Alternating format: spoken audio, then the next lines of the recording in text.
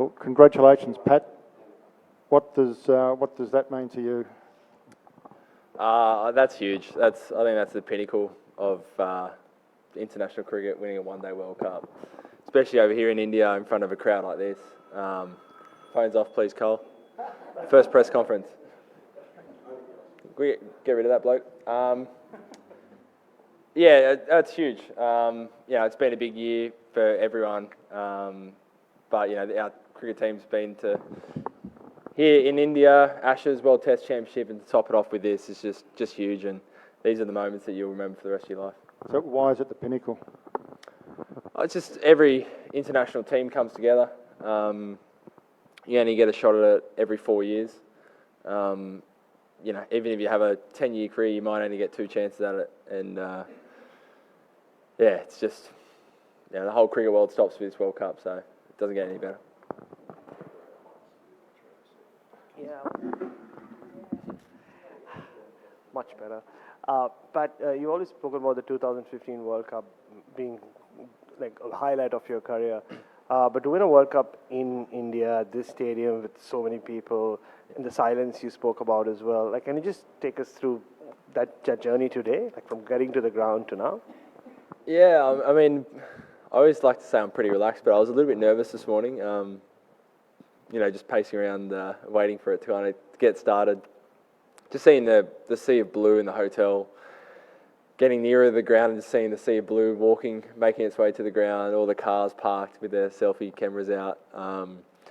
You knew you were walking into something pretty special, and then to walk out, for the toss and just see 130,000 blue Indian shirts, it's an experience you'll never forget.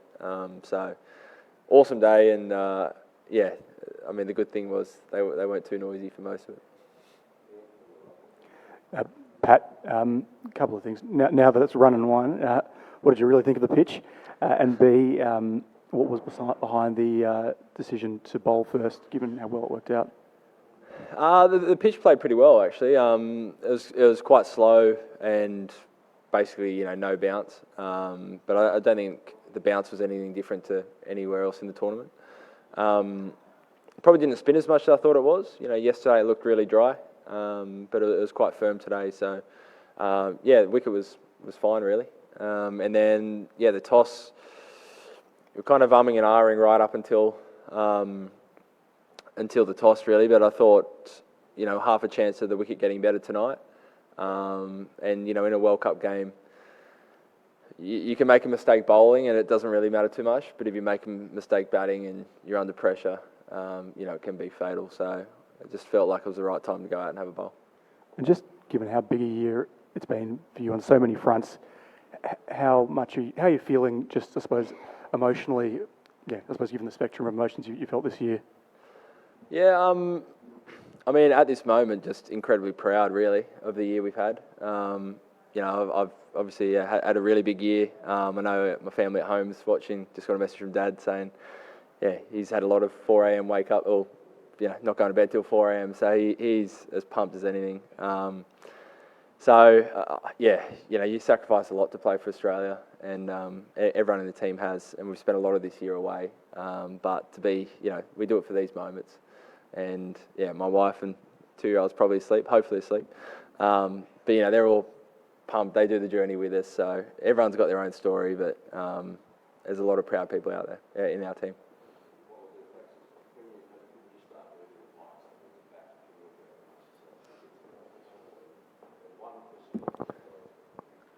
But as a leader, we saw very good leadership from you. We saw especially going back to Afghanistan when you made a good supporting role with Maxwell. How do you feel about your leadership throughout the tournament, and how do you rate Travis Head innings today? Trev Head was phenomenal. I think I said it on stage. I think a lot of credit should also go to Andrew McDonald and George Bailey, the selectors, to take a punt. He had a broken finger, or broken hand for the half of the tournament, but to keep him in the squad was a huge risk.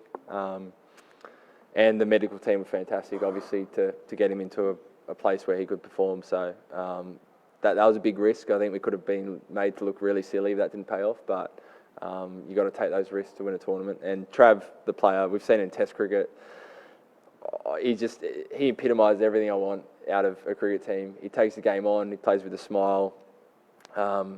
He just puts the pressure right back onto the opposition, and he's just great fun to be around. So I couldn't be happier for Trav. Yeah. Thanks. Pat, as Australians, you give a lot of emphasis to Test cricket and also Ashes. As a captain, you have won the World Test Championship. As a captain, you have won this World Cup. Which is the best moment, or it will come when you beat England in Ashes? England Ashes.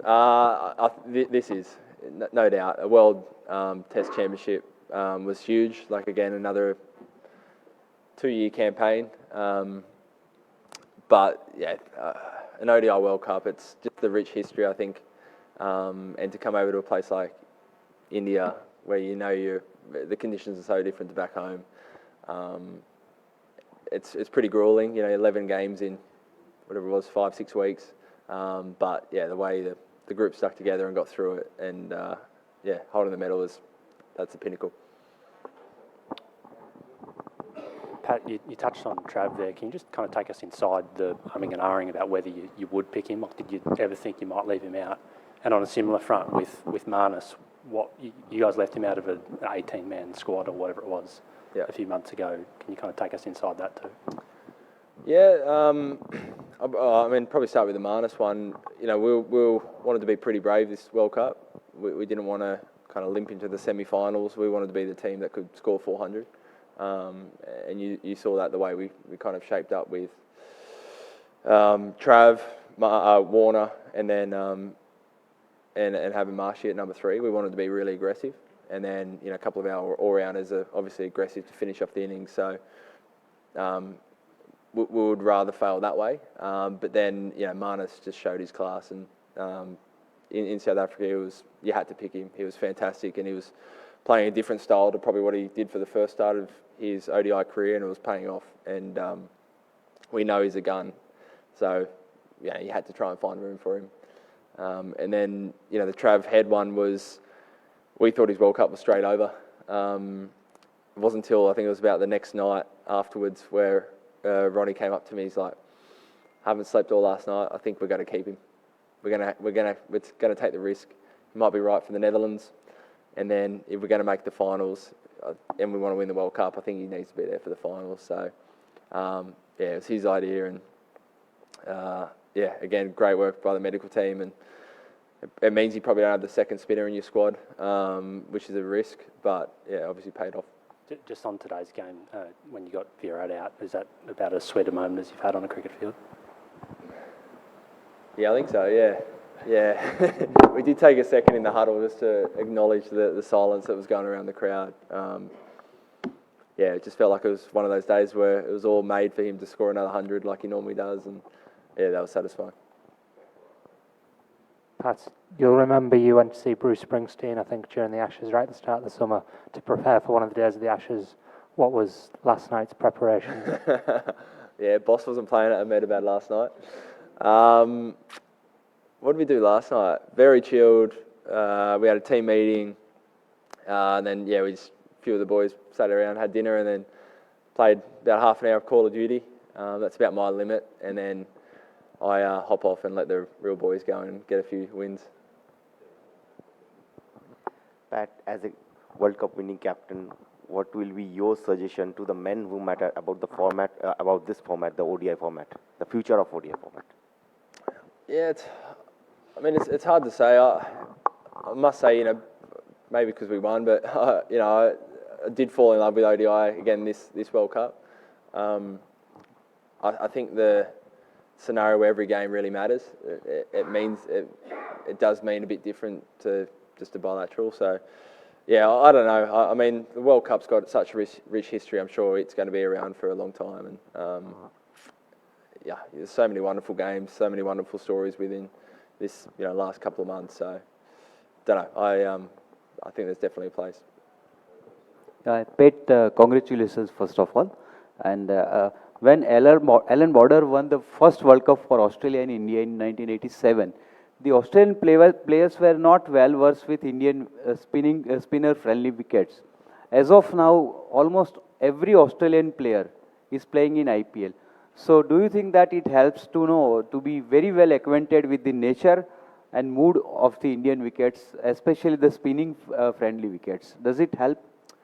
Yeah, it does help. I mean, in white ball cricket, you still don't get spinning wickets all that often, particularly in IPL. But for sure, it helps. I think I've said it a few times. We've pretty much everyone in our 11's probably played more white ball cricket in India in the last 5 or 10 years than we have in Australia. So no doubt that helps. Yeah.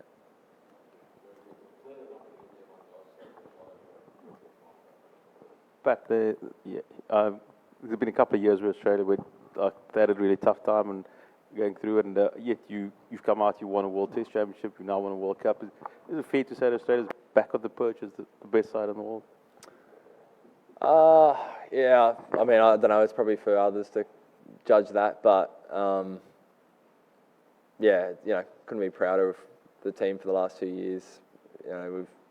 We've had some tough series, but we've won some amazing series as well, and everyone stood up, and we feel like we've got a great red ball team, and the white ball team's won 2 trophies in the last few years, so it's things are looking pretty rosy. Yep.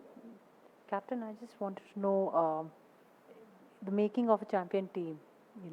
You've been involved with this team for a long time. How has it been? How tough is it to go out there and do the job every time?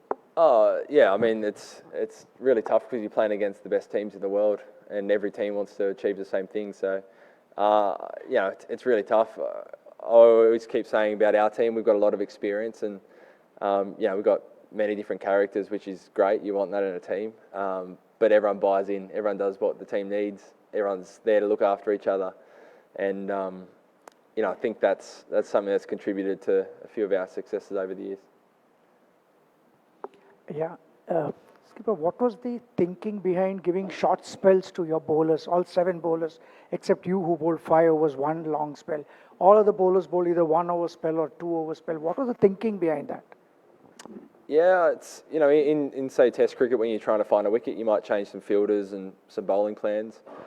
Feels like in one-day cricket you don't have as many options, so we thought maybe the way to upset the rhythm rather than setting some wacky fields is to just go 1 over spells. So seemed to kind of take them an over to settle in, so we just kept going and tried pretty much everyone there for an over, and everyone did a great job, and it makes kind of sequencing in the back 10 overs a little bit easier as well when you've got plenty of resources to draw on.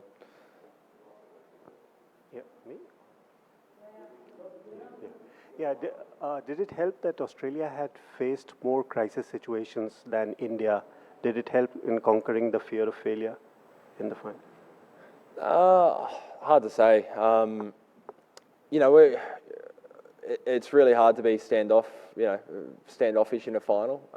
But we made it really clear in the group, we're all in on making sure we weren't the team that stood off today. We wanted to take the game on, play the way that got us to the final. And maybe that comes from playing other finals before, also maybe missing out on some other finals in different tournaments. But I can't speak for the opposition, but the group today was as confident going to finals as I've seen the team.